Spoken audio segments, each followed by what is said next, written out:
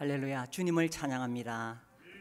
우리 주님의 은혜와 평강이 넘치기를 빕니다.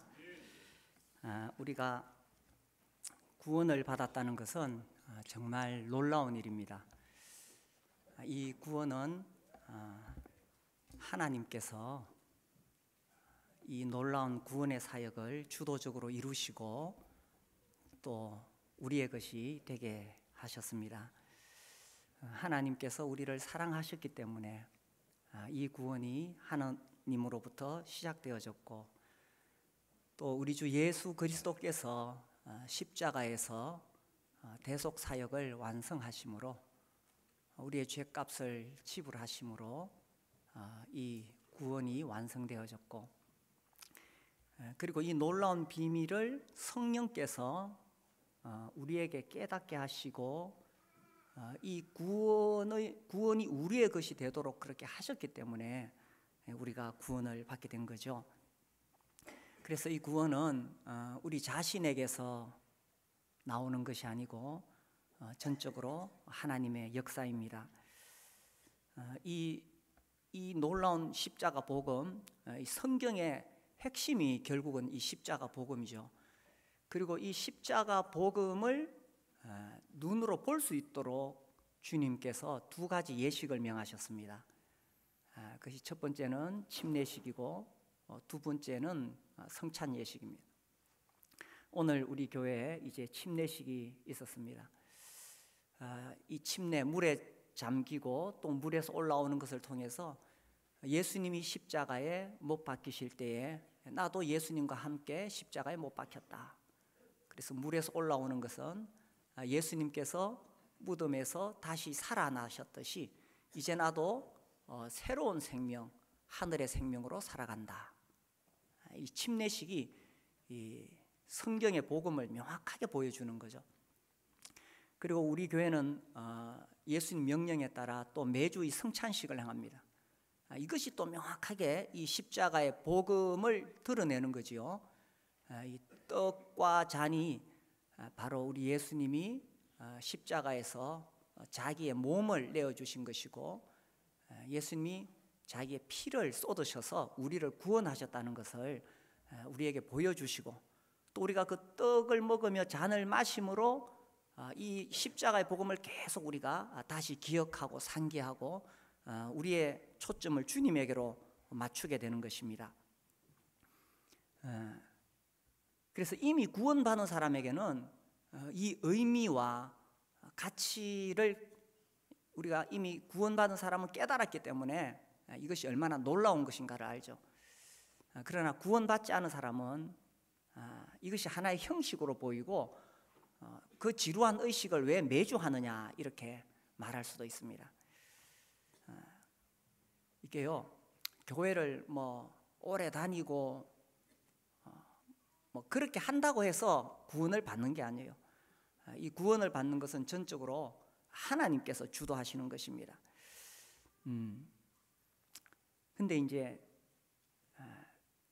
이 십자가의 복음은 비밀인데 사람들이 이것을 너무 쉽게 생각하고 교회를 좀 다니고 집사가 되고 직분을 받고 또 성경을 좀 공부하면 그럼 나도 구원받은 게 아니냐, 이런 착각에 살아가는 사람들이 많다는 것입니다. 또 어떤 체험을 하고 내가 기도 응답을 받았다든지 병이 나았다든지 그런 체험을 했을 때 자기가 구원받았다고 생각하는 사람이 많다는 것입니다. 또 어떤 사람은 내가 예수님 믿기로 작정하고 그래서 내 마음에 이 열정이 넘치고 예수님을 향해서 헌신하고 싶고 교회에 와서 봉사하고 싶고 그래 내가 구원받은 거 아니냐, 착각입니다. 구원을 받는 것은 정말 이 성령께서 이 십자가의 비밀을 깨닫게 하셔서 이 복음이 나의 것이 되도록 하셔야 가능한 거지. 그래서 오늘날 참 이 구원받은 것처럼 착각하고 살아가는 사람들이 많기 때문에 이 교회가 연약해지고 문제가 많은 거예요. 이 감리교의 창시자 존 웨슬리의 설교 중에 거의 그리스도인이라는 제목의 설교가 있습니다. Almost Christian, 거의 그리스도인. 참 제목이 재밌죠. 그래서 아주 정직한 사람, 교회 나오면서 아주 정직하게 살아가는 사람, 또 정말 경건하게 살아가는 사람, 교회에 나와서 기도와 또 이 경건 생활을 통해서 아주 경건하게 살아가는 사람, 또 아주 진실하게 살아가는 사람, 정말 거의 그리스도인이다. 누가 봐도 그 사람은 참 믿음이 좋은 사람이다. 그러나 그것은 거의 그리스도인이지 진짜 그리스도인은 아니라는 것입니다. 그래서 교회에서는 이 십자가 복음을 계속 반복해서 전해야 되고, 그리고 심지어 자기가 침례를 받았다고 생각할지라도 정말 내가 구원받았는가, 하나님의 말씀에 비추어서 확신을 가져야 되는 거예요. 제가 전에 한번 그 전국 청년 캠프에 다녀와서 그런 예를 들었었죠. 그 강사님이 이제 상담한 사례를 이야기해 줬어요. 그 청년이 어려서부터 교회를 다녔어요. 여기 우리 학생들 어려서부터 교회를 다녔죠. 어머니 뱃속에서부터. 그래서 수없이 어떻게 죄 용서받고 구원받는가를 수없이 들어왔어요. 그래서 이제 나이가 되었을 때 내가 예수님 믿는다, 내 죄를 다 용서하셨다는 것을 내가 믿는다 하니까 교회에서 침례를 줬어요. 그런데 그 아버지가 가만히 살펴보니까 아무래도 의심스러운 거예요. 그래서 상담을 의뢰해 와서 상담을 했는 거예요. 너 어떻게 구원을 받았느냐? 에베소서 2장 8, 9절 행위로 말미암지 않고 은혜로 구원받는다는 그 말씀을 믿고 구원을 받았습니다. 에베소서 1장 13, 14절을 펴고 우리가 예수님 믿고 구원받으면 성령이 우리에게 오시는데 성령이 오셨으면 너에게 변화가 있겠니 없겠니? 지식적으로는 구원에 대해서 다 알고 있었는데 성령이 너에게 오셨는데 너에게 변화가 있겠니 없겠니? 이 구원의 확신은 주관적인 측면이 있고 객관적인 측면이 있어요. 그래서 객관적인 측면에서 하나님 말씀으로 우리가 구원받았다는 것을 확신할 수 있고, 주관적인 측면에서 성령이 오심으로 나에게 일어나는 어떤 변화된 그 무엇이 있다는 것입니다. 이 구원은 비밀이기 때문에 수없이 들어도 구원 못 받는 사람은 못 받고요. 아무리 논리적으로 체계적으로 잘 전해도 못 받는 사람은 못 받고, 그런데 아주 이 전도자가 어설프게 성경 말씀을 여 찾았다 저 찾았다 논리도 안 맞고 어설프게 전하는데도 구원의 말씀이 딱 왔을 때 구원 받는 사람은 받더라고요. 이것은 인간의 지혜에 속한 것이 아니에요. 하나님께서 하시는 일입니다. 이 웨슬레 이야기로 시작했는데, 이 웨슬레가 자기의 구원 문제로 고민하고 있을 때에 그 스팡앤베르크를 만나죠. 이 웨슬레가 미국에 선교하러 왔어요. 그가 성직자로서 선교사로서 선교하러 왔는데 자기의 믿음이 온전치 못하다는 것을 알게 되었습니다. 그때 이 스팡앤베르크가 이렇게 질문합니다. 당신 속에 그 증거가 있나요? 하나님의 영이 당신의 영과 더불어 하나님의 자녀인 증거가 있나요? 로마서 8장 16절 말씀이죠. 하나님의 영이 우리 영과 더불어 증거하시는 겁니다. 그런 것이 있느냐고 질문했을 때 할 말이 없는 거예요. 그래서 어떻게 구원받는가, 그것을 지식적으로 안다고 해서, 또 내 마음에 약간의 어떤 감정적인 변화가 있고 내 생활이 조금 변했다고 해서, 술 안 마시고 담배 끊었다고 해서, 또 교회에 내가 열심히 나오고 예배 나온다고 해서 구원받는 것은 아니라는 것입니다.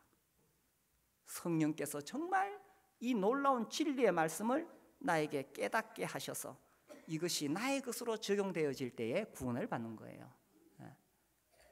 오늘 제가 하나님의 의를 아십니까? 하는 제목으로 이 로마서 1장 17절 말씀을 전하려고 합니다. 우리 옆 사람에게 물어보세요. 하나님의 의를 아십니까? 진짜 아십니까? 이 구원받은 사람만이 이 하나님의 의를 알 수가 있는 거죠.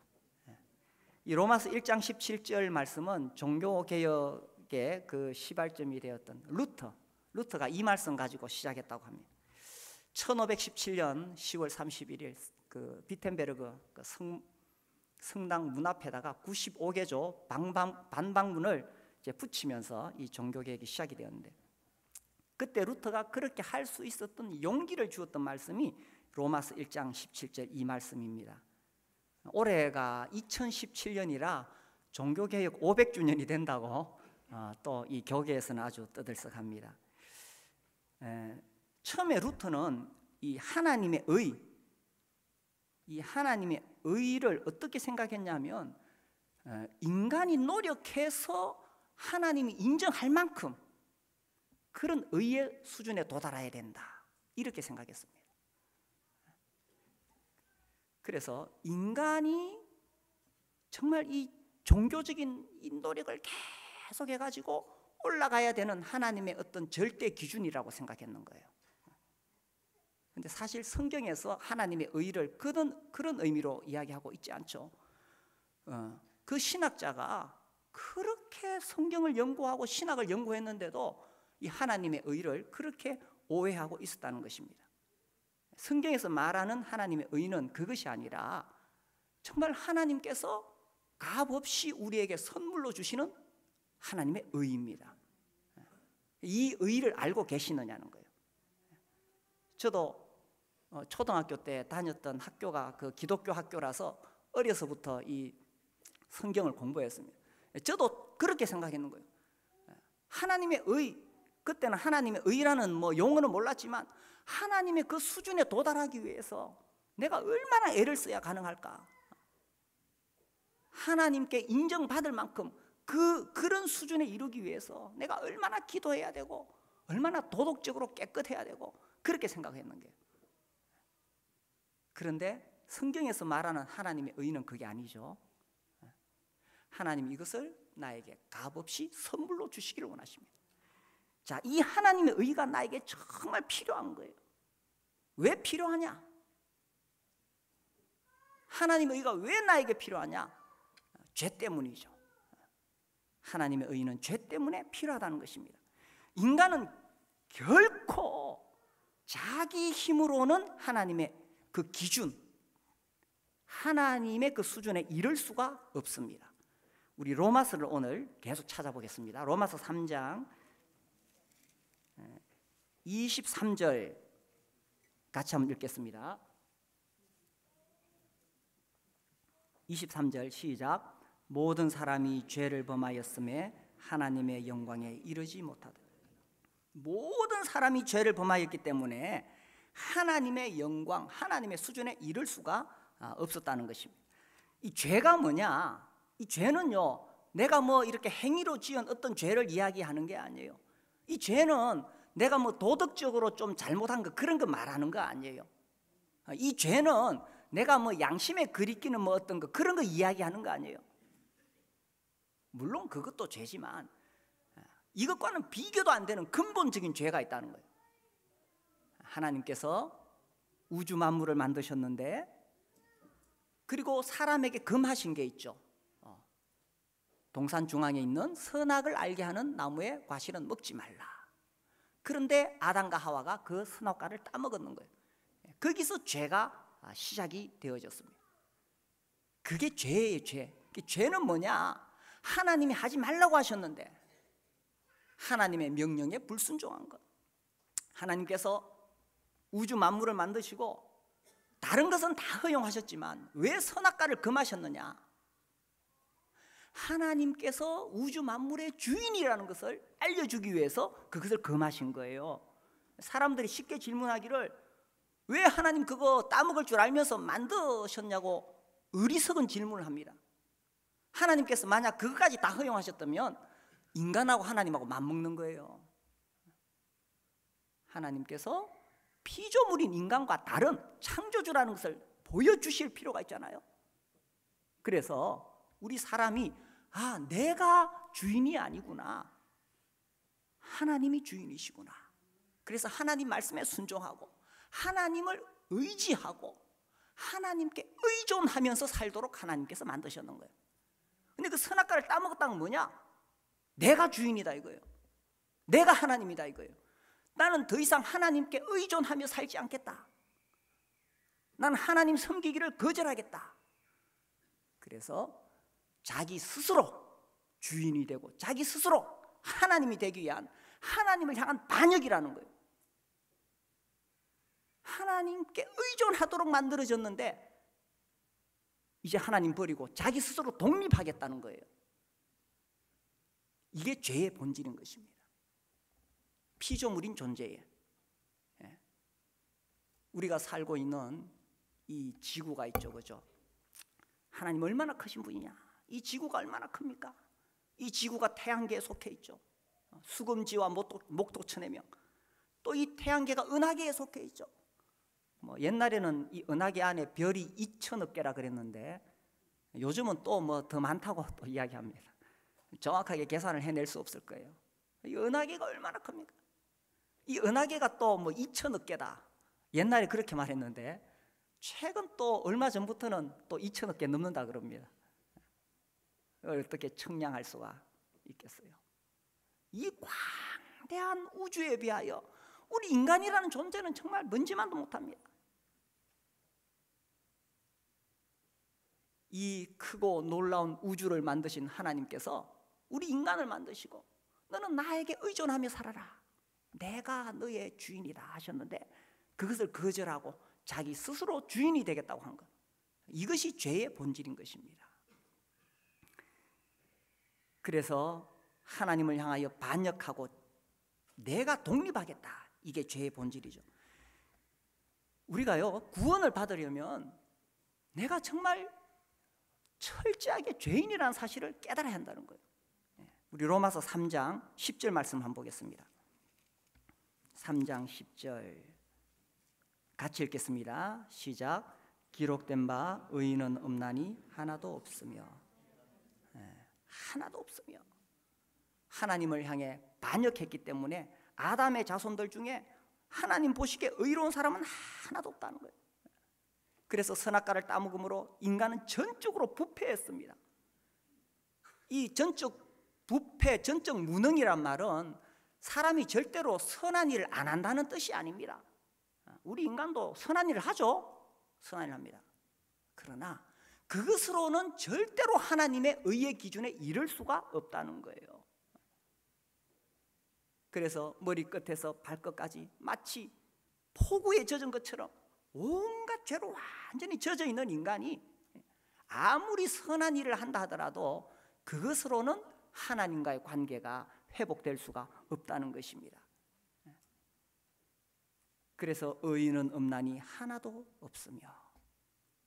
그래서 이 내 안에 있는 이 본성은 하나님을 거부하고 거룩하신 하나님을 거부하기 때문에 우리는 죄를 짓는 것이 너무 익숙하고 죄를 짓는 것이 자연스럽고 죄를 짓는 것이 즐거운 거예요.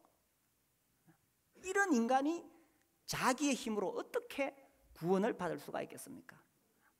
그래서 인간 스스로의 힘으로는 아무도 구원을 받을 수 없다는 것입니다.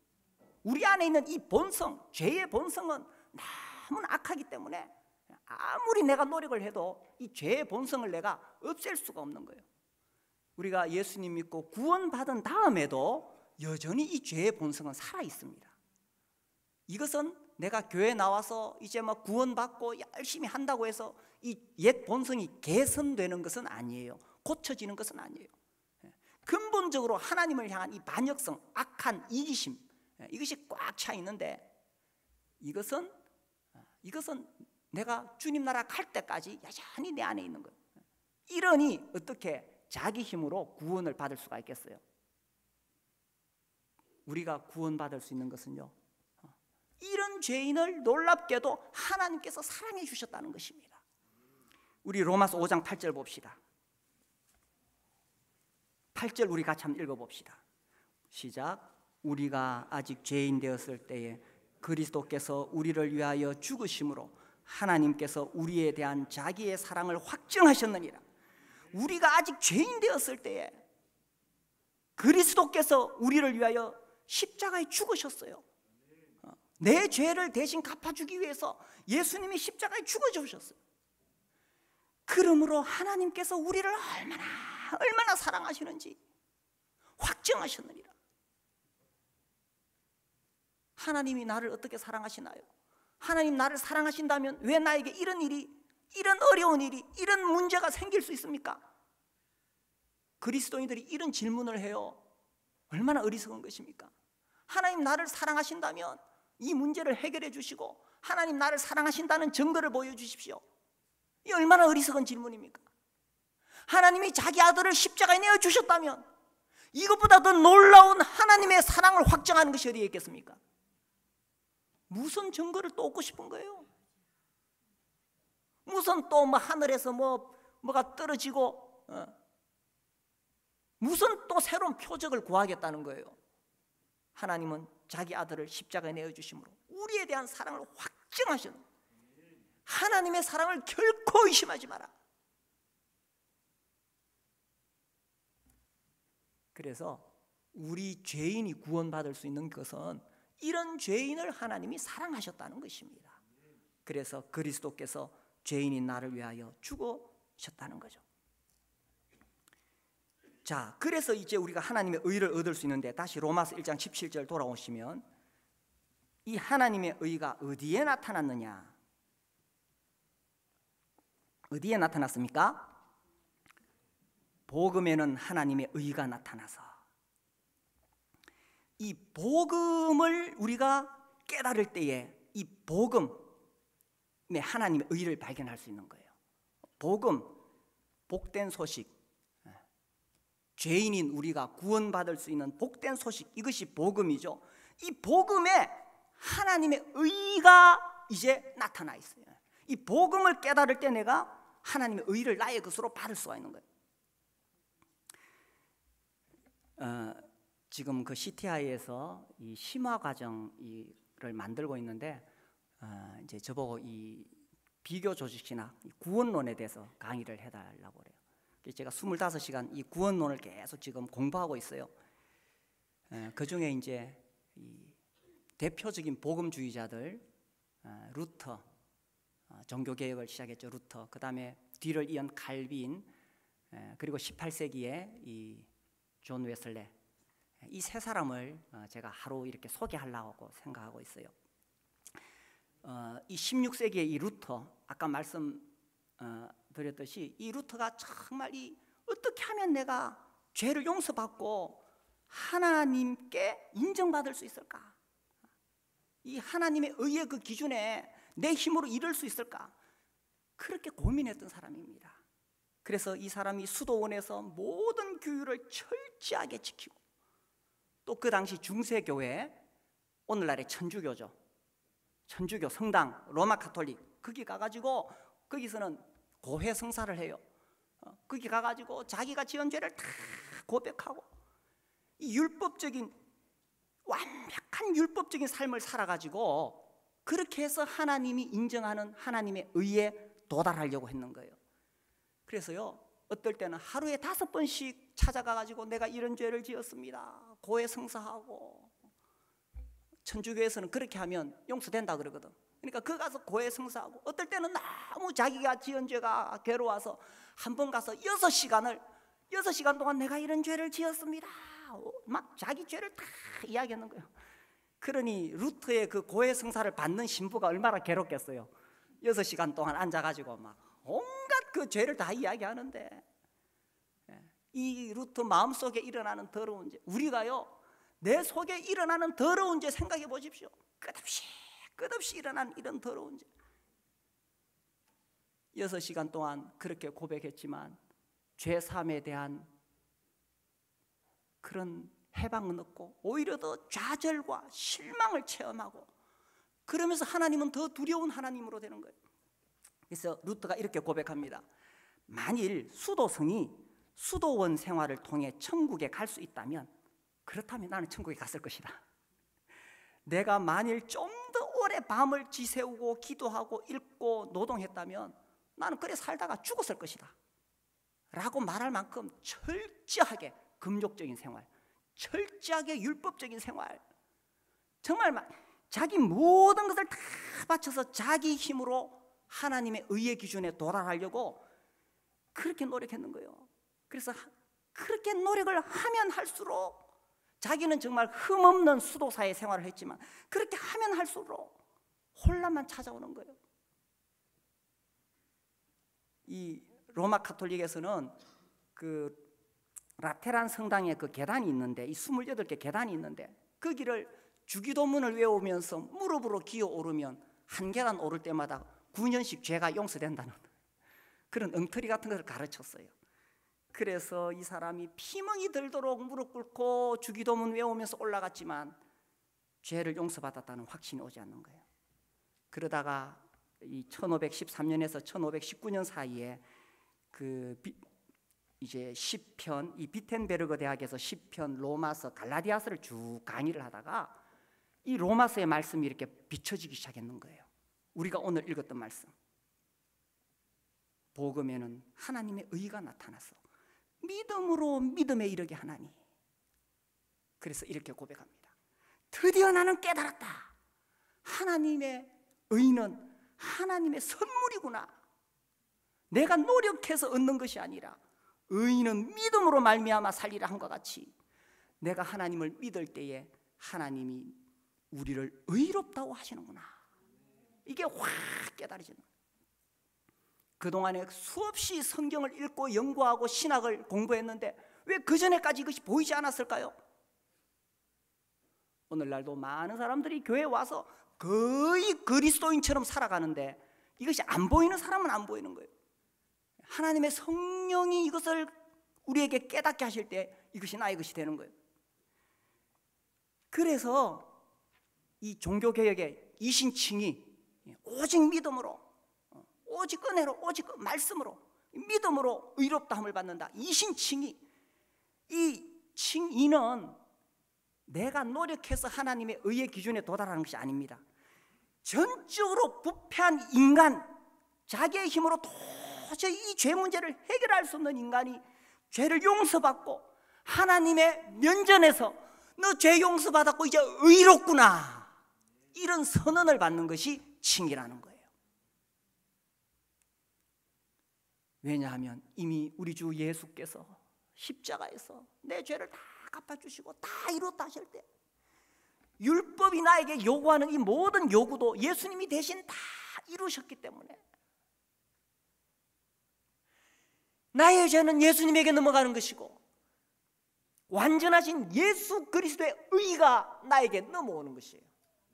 이것을 의의 전가라고 이야기합니다. 그 예수님의 의가 나에게 넘어오는 거예요. 내 공로가 아니고 내 행위가 아니고 내 경건이 아니고 하나님께서 은혜로 나에게 이 의를 주신다는 거죠. 그 뒤를 이은 이 칼빈은 루터가 이 행위가 아닌 믿음으로 구원받는다는 것을 강조했을 때에 칼빈은 하나님의 주권적인 역사를 강조했습니다. 우리같이 이렇게 부패한 죽은 인간이 어떻게 하나님을 알 수 있게 되느냐? 그것은 하나님께서 창세전에 나를 선택하셨기 때문이다. 그렇지 않고서야 어떻게 내가 하나님을 믿겠느냐? 이 하나님의 예정에 대해서 이야기하면 사람들이 간혹 또 어리석은 질문을 해요.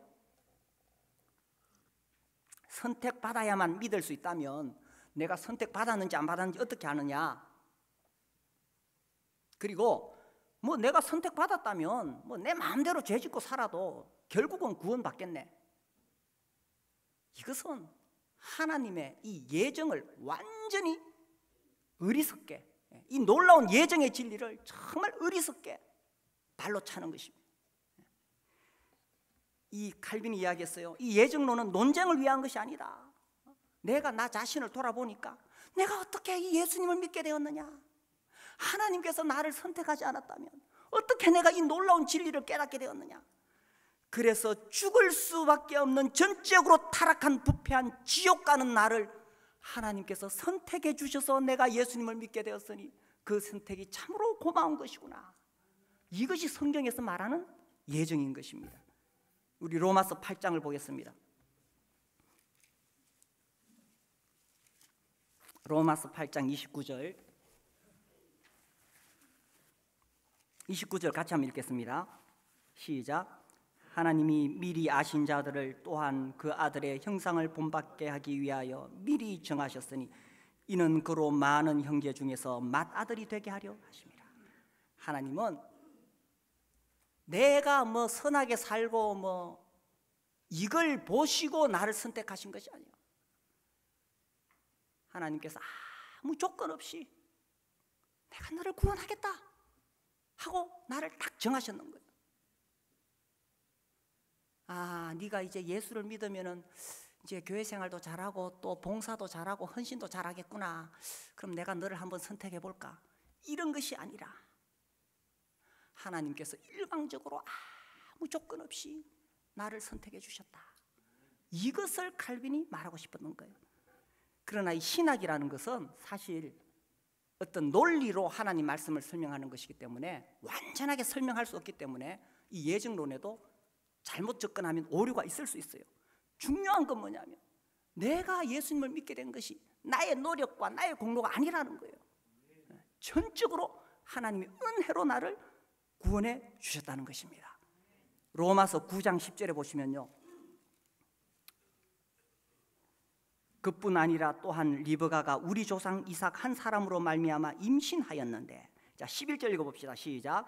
그 자식들이 아직 나지도 아니하고 무슨 선이나 악을 행하지 아니한 때에 택하심을 따라 되는 하나님의 뜻이 행위로 말미암지 않고 오직 부르시는 이로 말미암아 서게 하려 하사.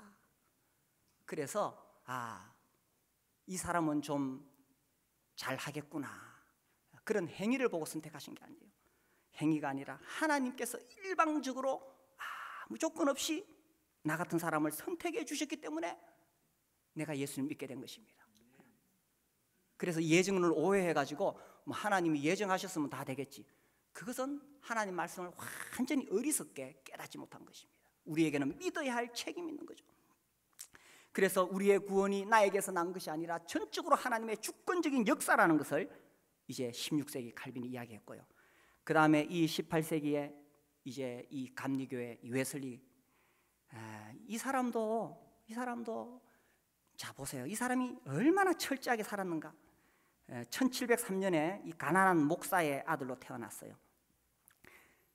참 옛날에는 많이 낳았던 것 같아요. 19명의 자녀 중에서 15번째 아들로 태어났대요.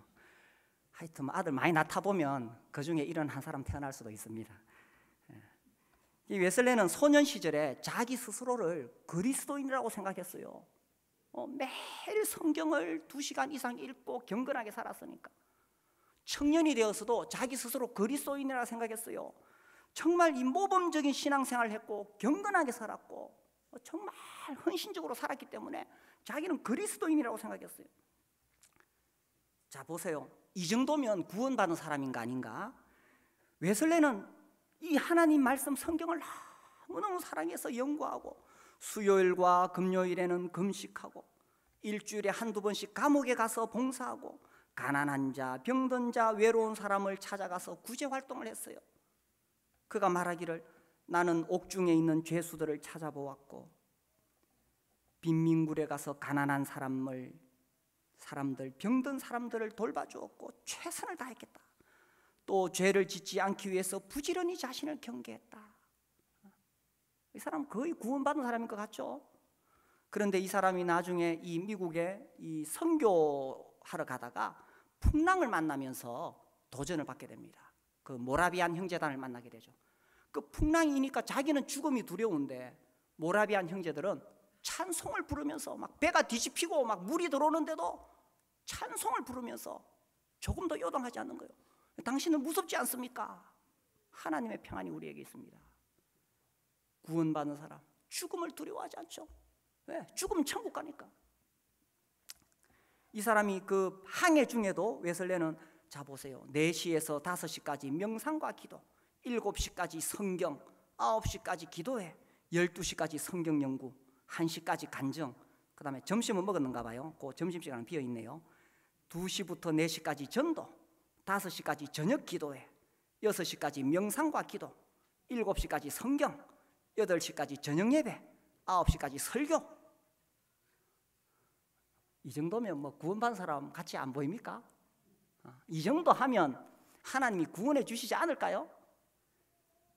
그런데 서두에 말씀드린 것처럼 스파겐베르크를 만났을 때 당신 안에 그리스도의 영이 당신의 영과 함께 증거하는 것이 있느냐 라고 물었을 때 할 말이 없는 거예요. 그래서 자기가 구원받지 않았다는 것을 깨닫고 계속 마음에 무거운 짐을 느낍니다. 나중에 이제 영국으로 돌아와서 그 유명한 올드스케이트 그 거리에서 이제 회심하는 이야기를 해요. 1738년 5월 24일 일기에 보면 그날 그 기도회 안 가고 싶었어요. 그런데 막 억지로 갔어요. 그 집회는 페인트 공인 홀런드 씨가 인도하고 있었다. 그는 루터의 로마서 강의의 서문을 읽고 있었다. 8시 45분쯤 그리스도를 믿는 믿음으로 말미암아 하나님이 우리 마음에 일으키시는 변화에 대하여 그 사람이 말할 때에 이상하게 내 마음에 감동이 왔다. 나는 나의 구원을 위하여 그리스도를 오직 그리스도만을 신뢰하고 있음을 느꼈다. 그리고 그가 나의 죄를 바로 내 죄를 제하셨고 죄와 사망의 법에서 나를 구원하셨다는 확신이 생겼다. 어떤 면에서 이 사람은 너무 경건하게 살았기 때문에 자기도 모르게 자기의 경건을 의존하고 있었을지 모릅니다. 자기의 행위와 공로를 가지고 뭔가를 해보려고 생각했을 수 있어요. 그런데 이 루트의 로마서 서문 의인은 오직 믿음으로 말미암아 살리라, 그 말씀 풀어주는 그 내용을 들으면서 아 그래, 그리스도를 의지하는 거야. 오직 그리스도, 예수 그리스도만을 신뢰해야 돼. 그런 믿음이 왔을 때 예수님이 이미 내 죄를 다 가져가셨다는 것이 드디어 자기의 것이 되었는 거예요.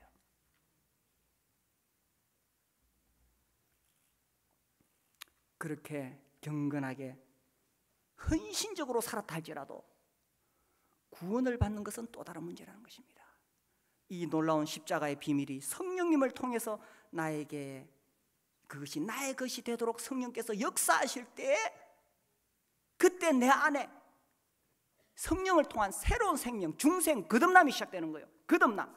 그래서 하나님의 양자 아들이 되었다는 것을 깨닫게 되고 칭의, 내가 의롭다함을 받았다는 것을 확신하게 되고 그래서 성화, 거룩한 삶을 향한 욕망이 생기게 되고 그리고 이제 이 놀라운 구원 하나님이 시작하셔서 내가 이 세상에서 아무리 어려운 일을 당할지라도 아무리 큰 유혹이 올지라도 하나님께서 끝까지 나를 붙잡아서 천국에 데려갈 것이라는 구원의 영원성에 대한 확신이 오게 되는 것입니다. 그래서 이 철저하게 자기가 죄인이라는 것을 깨닫고 정말 구원받기 위해서 괴로워하고 갈등하다가 드디어 이 비밀을 성령님을 통해서 웨슬리도 깨닫게 되는 것입니다. 자, 이 놀라운 은혜의 복음을, 하나님의 의를 우리가 어떻게 얻을 수 있느냐? 다시 로마서 1장 17절 돌아왔어요. 복음에는 하나님의 의가 나타나서 무엇으로요? 믿음으로 믿음에 이르게 하나니, 오직 믿음으로. 루터가 1장 17절 말씀 가지고 오직 믿음으로 이렇게 외쳤습니다. 믿음이 뭐냐? 믿음은 값없이 주시는 구원의 선물을 받아들이기 위해서 내미는 마음의 손이다. 어떤 사람은 이 믿음까지도 자기의 공로로 생각해요. 내가 믿으니까 구원받았다. 맞는 말이지만 또 틀린 말입니다. 내가 믿으니까라는 것은 내가 믿는 거죠. 그게 아니에요. 하나님이 이미 완전한 구원을 이루시고 성령이 이것을 나에게 주실 때 정말 내가 겸손한 마음으로 이 놀라운 하나님의 이 구원의 복음을 내가 받아들이기 위해서 마음에 손을 내미는 거예요. 그래서 나에게 어떤 공로나 나에게 무엇이 있는 것이 아니라는 거예요. 그래서 성령께서만이 나에게 이 참된 믿음을 주실 수 있다는 거죠. 이 루터가 이런 말을 했습니다. 많은 사람들이 기독교의 믿음을 일반적인 덕목의 하나로 여기고 있다. 그들이 그렇게 여기는 이유는 믿음의 힘이 얼마나 큰지를 스스로 체험해 본 바가 없기 때문이다. 믿음은 요한복음 4장 14절에 선언한 대로 영생에 이르도록 솟아나는 샘물이기 때문이다. 이 놀라운 십자가의 복음에 대하여 내가 믿음의 손을 내밀고 믿음으로 반응할 때에 하나님의 의가 나의 것이 되는 것입니다.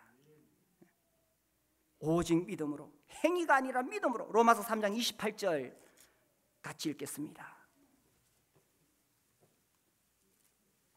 28절 시작. 그러므로 사람이 의롭다 하심을 얻는 것은 율법의 행위에 있지 않고 믿음으로 되는 줄 우리가 인정하노라. 예, 행위가 아니라 믿음으로. 그럼 이 믿음이 어디서 오는 것이냐? 내가 믿어야지 해서 되는 것이 아닙니다. 로마서 10장 17절 보겠습니다. 17절 믿음이 어디서 오느냐? 17절 시작. 그러므로 믿음은 들음에서 나며 들음은 그리스도의 말씀으로 말미암았느니라. 이게 놀라운 비밀인 거예요. 사람들이 이제 어떻게 구원받는가 지식적으로 알아서 구원받았다고 생각하는데 그렇게 구원받는 게 아니에요. 하나님 말씀을 내가 들을 때에 믿음은 들음에서 나며 들어야 됩니다. 내가 정말 확신을 얻을 때까지 계속 반복해서 들어야 돼요. 그리고 들음은 그리스도의 말씀으로, 하나님 말씀을 들을 때에 죽어있던 내 영혼이 살아나는 거예요. 이 효과적인 부르심, 신학적인 용어로 특별한 부르심, 효과적 부르심, 이런 표현을 써요. 죽어있는 내 영혼이 어떻게 살아날 수 있어요? 하나님이 말씀을 하실 때, 하나님 말씀을 들을 때에 죽은 내 영혼이 살아나는 거예요. 말씀이 내 영혼을 살리는 거예요. 그때 비로소 내가 진짜 죄인이라는 것을 깨닫고 회심하게 되고 내가 믿음의 손을 내밀어서 이 복음을 받아들이게 되는 거예요. 루터는 히브리서 4장 12절, 이사야 55장 11절을 통해서 하나님의 말씀이 선포되면 성령이 역사하셔서 이 말씀이 믿음을 일으키는 것이다 라고 했어요. 우리는 믿음으로 의롭다함을 얻는데 이 믿음이 어디서 오느냐? 하나님의 말씀으로 온다. 그래서 내가 하나님 말씀을 들을 때에 성령의 역사로 내 안에 믿음이 오게 되는 것입니다. 그래서 우리 교회에서 지금 주일 오후에 이 복음반을 계속합니다. 아직 침례받지 않은 분은 오셔서 계속 반복해서 들으십시오.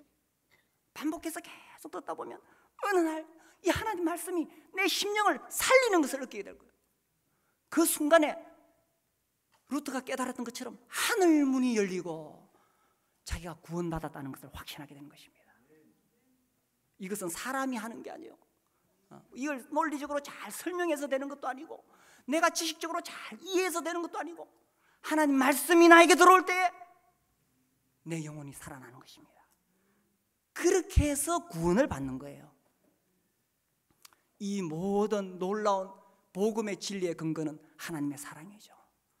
하나님께서 우리를 사랑하시기 때문에, 이 사랑이 끊어지지 않기 때문에 이 하나님의 사랑으로 우리가 구원을 받게 되는 것입니다. 그래서 우리 여기 계신 분들 중에 한 분도 구원을 받은 것처럼 거의 그리스도인처럼 사시는 분이 한 분도 없기를 바라고, 정말 확실하게 하나님 말씀을 통해 성령을 통해 구원을 받아서 내 안에 있는 성령의 증거를 통해서 하나님 자녀로서의 삶을 사실 수 있게 되기를 바랍니다. 우리 함께 일어나서 기도하겠습니다.